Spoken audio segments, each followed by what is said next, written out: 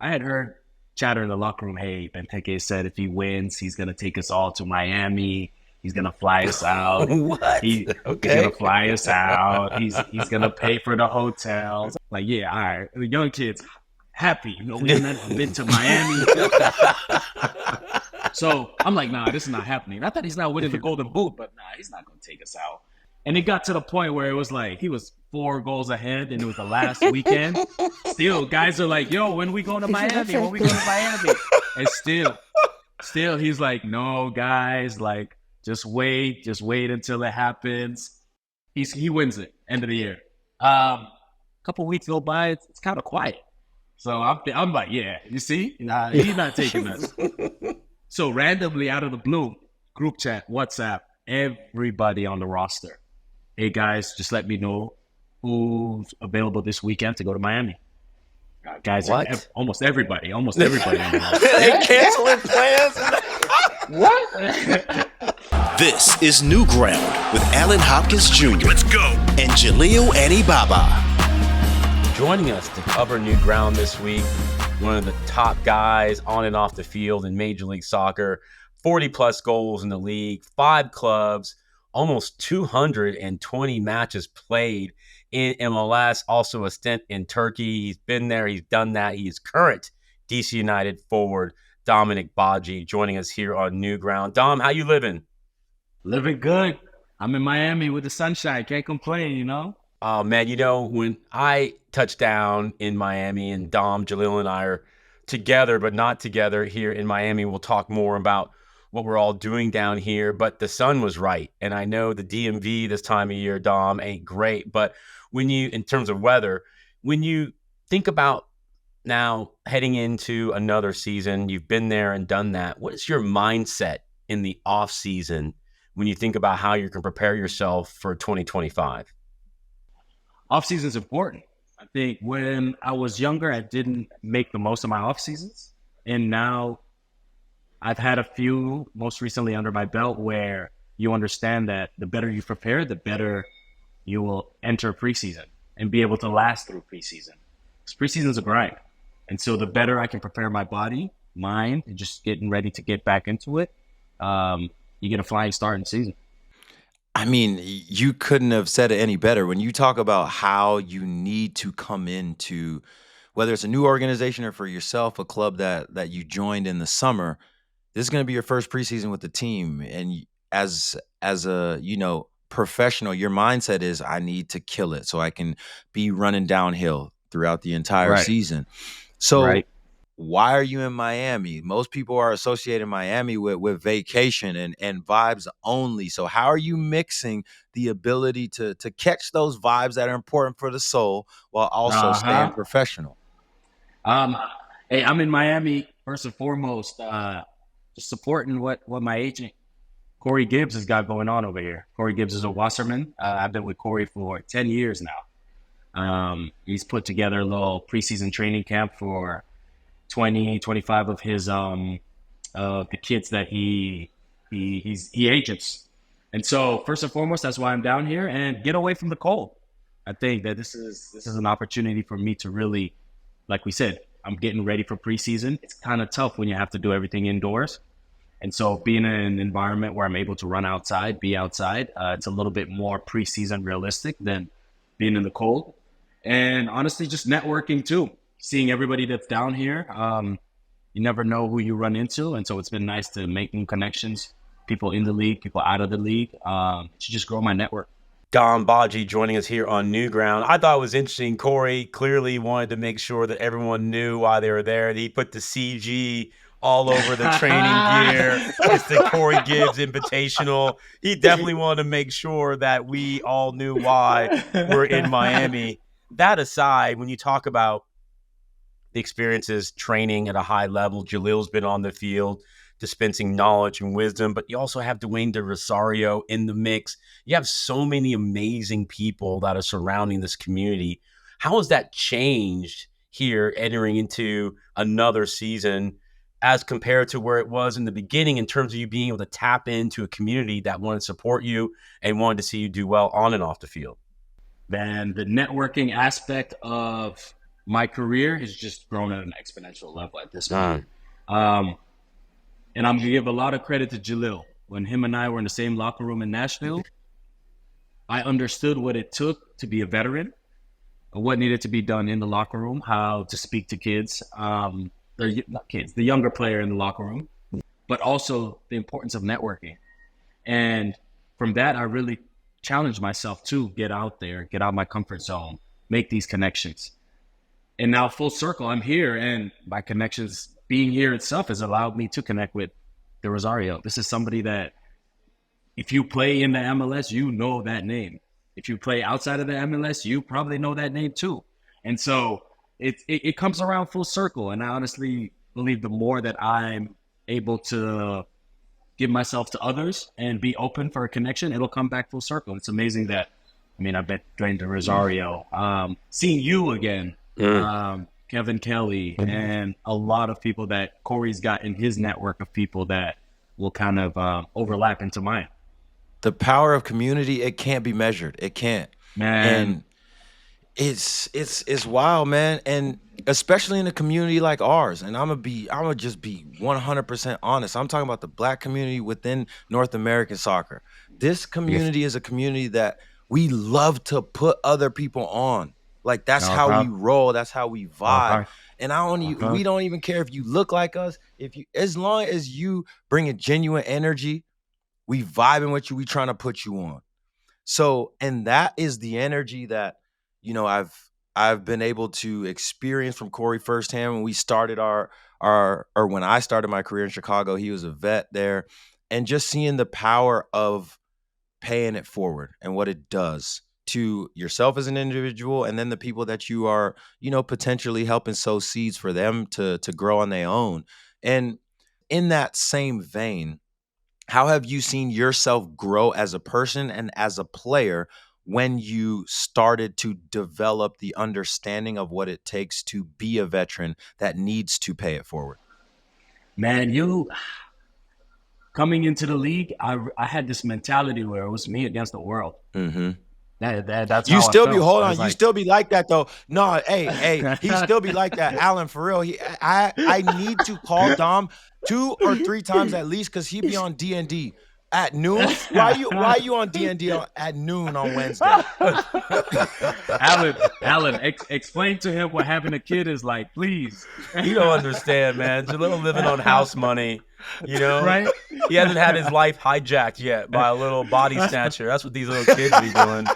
They be like, yo, you got this little rhythm routine. You got a cool life. Nah, man. Right. Let me get that. Hey, I've just been running around chasing a toddler for 2 hours, just change some diapers. I got 30 minutes at most of rest.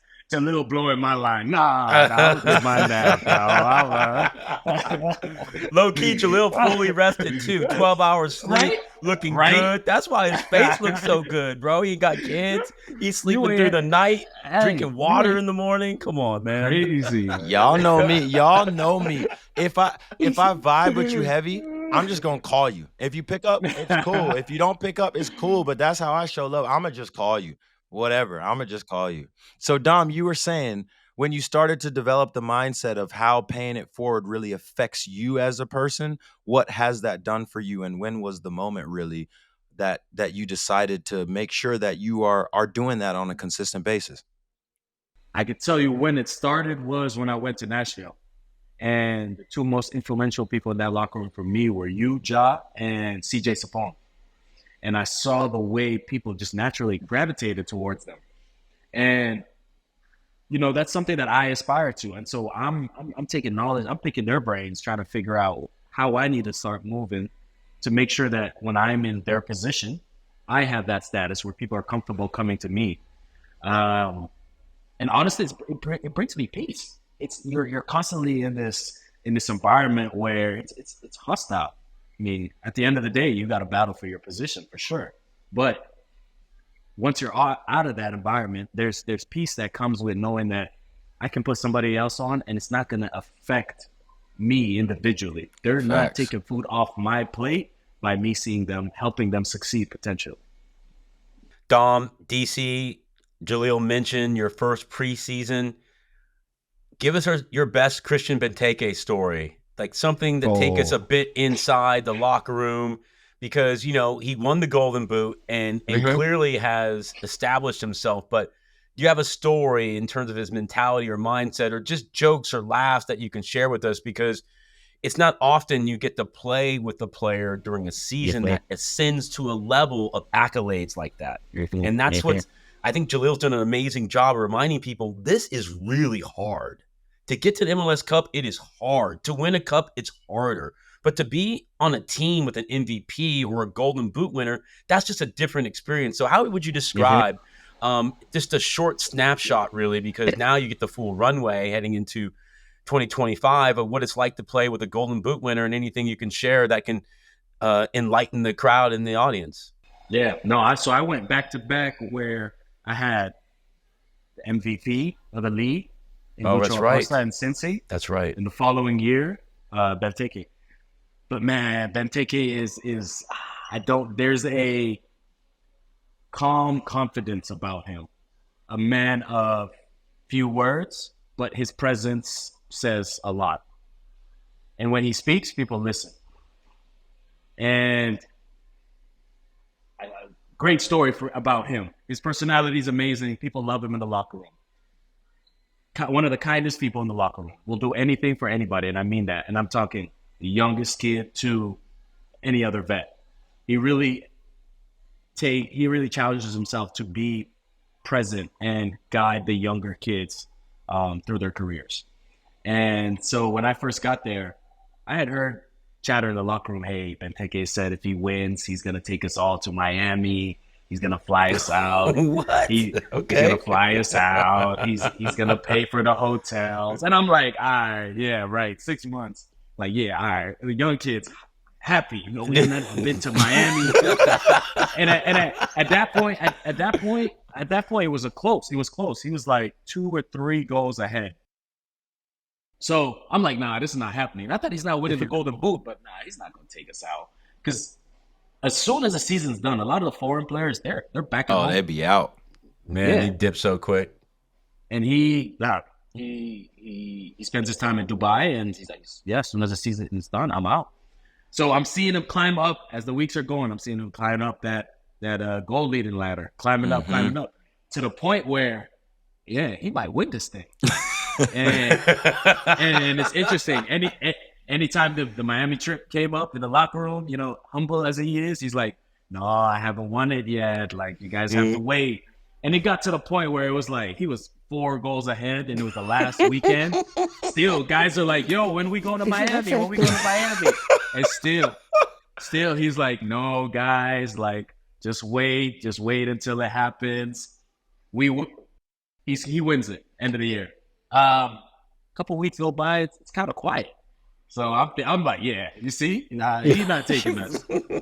So randomly out of the blue, group chat, WhatsApp, everybody on the roster. Hey guys, just let me know who's available this weekend to go to Miami.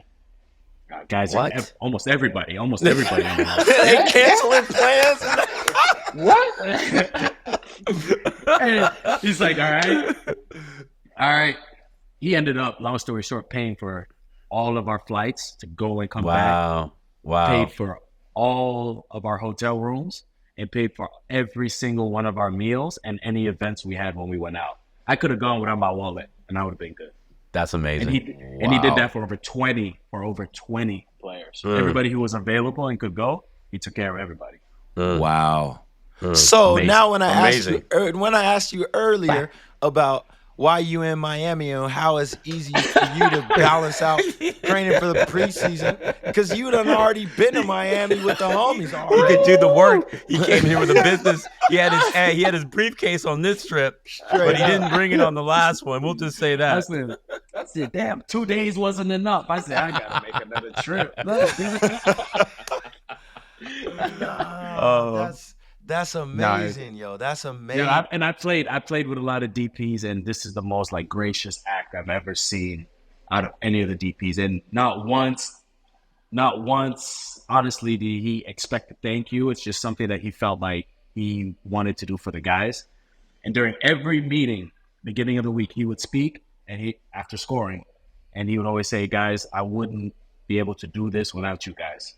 And it got to the point where towards the end of the year, when it's like, all right, Benteke, you scored. You got to come up and to give a little speech. Before he even speaks, everyone's like, all right, thank you guys. I wouldn't have done this without you. he didn't even need to speak. And so, but that, for me, that summed him up, just selfless. Nah, that's fire. That's so fire. Mate, so refreshing, Dom. Thank you for sharing.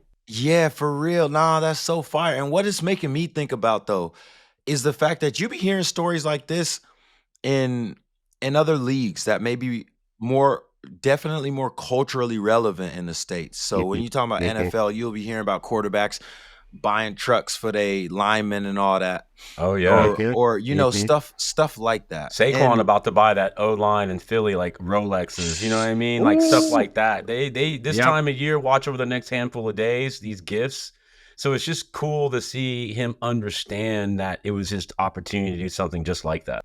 For real. Right. And it to me, it raises the legitimacy of football in this country. It raises more awareness about like, yo, what we're doing over here now, this is legit.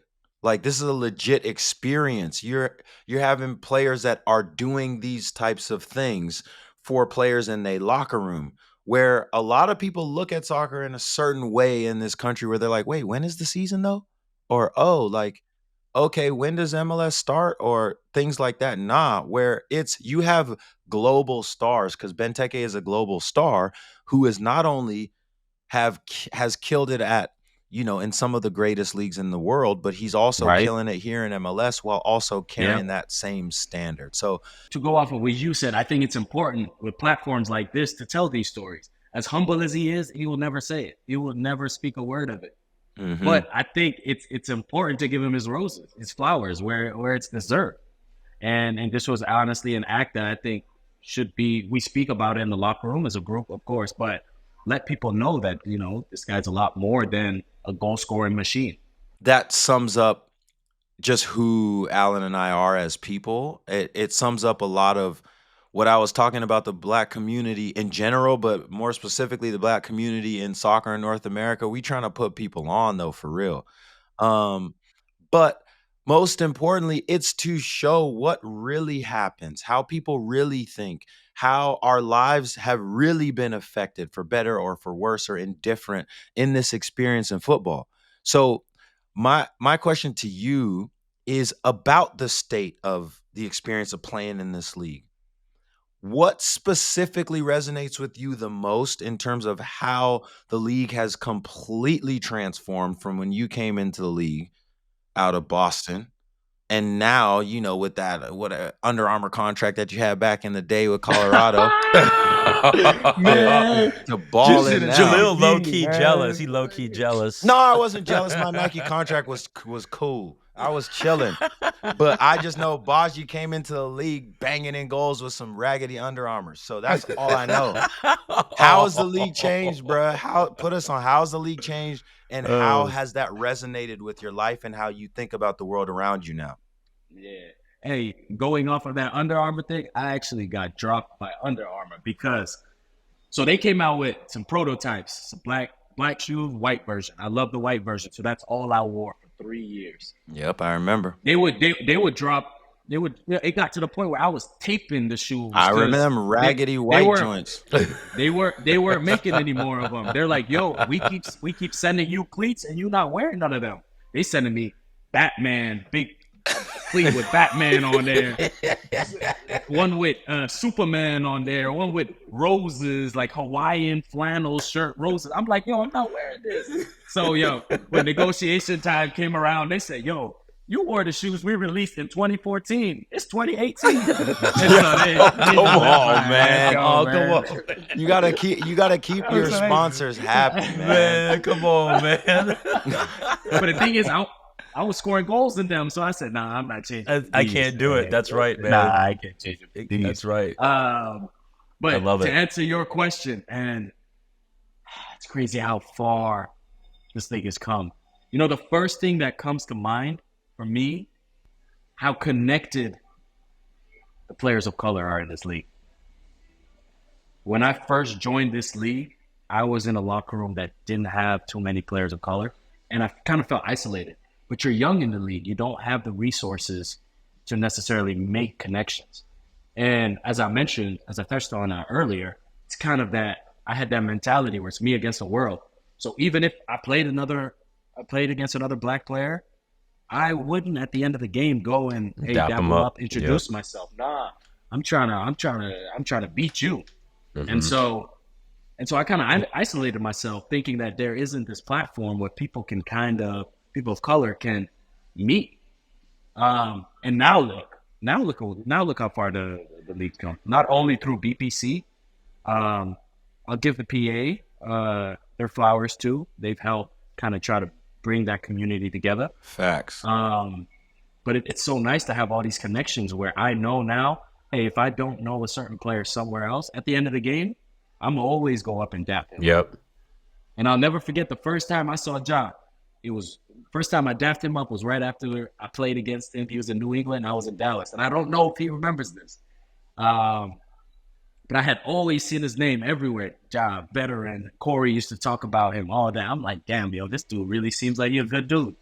So, yo, I put my ego down, all that, and said, yo, what's up, man? And ever since, we locked in. So that, for me, that's what stands out the most. And I got a picture. Of that moment right there. Ja, you probably don't remember, but I got a picture of it. Pull it up. We need to see it. You need to share it on the group chat. You know, and Dom, Jalil doesn't, like, you're like the 18th dude to come on this show and share a story about how they connected with Jalil in that way. And I just think it's so awesome, and it speaks to who he is, but also just our own growth. And I appreciate your vulnerability is your strength, and you sharing that is very similar to my own journey. I was always sort of hesitant to connect with another black coach or player or executive or whatever. And now I'm that guy, like, if I see you across the room, like, I'm coming for you. You know, I'm like my mom now at the airport, like, she'll talk to everybody on the way to the gate. But I think that stuff's important. You and I were in DC at American University a month or so ago, and we were on a panel. The great Dr. Jeremy Duru was there, just an amazing guy hosting, moderating. We were on the panel there at American, leveling the playing field, and you were just so honest and so precise and on point about your views on racism and the game and how we navigate these things. But one of the things that was illuminating for me when you and I were chopping it up after, and you were like, you know, I'm really passionate about being in the DMV, being in DC and international politics. And I don't know, I can't really recall too many players, if any, who are like, that's a pathway for me. Right. Mm-hmm. I know Amir Lowry's locked in, and he's run for office in DC. Shout out to Amir, what he's doing there in the DMV with his young kids. But I thought it was just interesting that you've signaled that out, or you've pointed to that as a North Star for you, as you think about what your next mountain will be that you try to climb when your career is said and done. So talk about the recent experiences. You got a chance to hang out with some really important lobbyists and folks at Porter Wright, and just about how you see yourself being a figurehead potentially, and being someone who is plugged in and tapped in to politics in a big way, which is a road less traveled for an MLS player, no doubt. No, yeah, and I appreciate you, Allen, again, for connecting me with the guys at Porter Wright and Adam. You know, I've always, growing up, I lived overseas. I lived in Africa. I lived in Senegal, Tanzania, Zimbabwe, prior to moving here to Virginia for boarding school. So traveling and living overseas has always been a passion of mine. It's always been in my life. And so international relations is what my major was at Boston University. And I had always seen myself as somebody who would travel in the future. It was incorporated into my life. I see how it shaped me and my view of the world. And that's something that I would want to give to my kids growing up too. And so international politics for me would be amazing, because it would give me the opportunity to travel and do something that I'm passionate about, politics. But it's interesting because I've always refrained from mentioning this in public, because there's kind of this taboo about hey, you're a professional athlete. You need to be locked in at all times. If you're even thinking about what could potentially be coming next, you're not locked in. You're not focused at all. I'll say right You now, know? that's for the birds. That is for the birds, Right. straight up. But they do say that, though. That is part of the programming. They Absolutely. say that 100%, but I'm here to tell everybody that's listening, I'm here to tell you to affirm you and all of our homies that's coming after us. That is for the birds. We already know that as professional athletes, we locked all the way in, but we are more than just athletes. Continue, my fam. Exactly. No, and to your point, I've gotten to the point where I'm confident in that message. I'm confident in myself. And I'm realistic with what's coming around the corner. You know, every offseason you see, the free agency list getting shorter and shorter, the amount of players that are getting picked up, and American players are kind of getting weeded out. And so, you know, it's being realistic too. And international politics has always been a big passion of mine. And so why not? And I've always thought, okay, I'm going to go into soccer after this, because naturally I feel like a lot of us, this is the environment we've been in for so long. We feel like we have to be pigeonholed into going into that.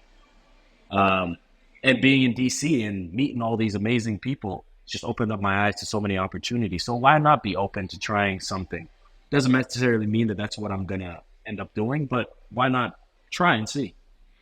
I mean, if you talk about the way that our careers started, how do you become a professional athlete? You try to see if you like it. You know. That's right. And Jalil, he's not trying, he's doing. And that's the best part.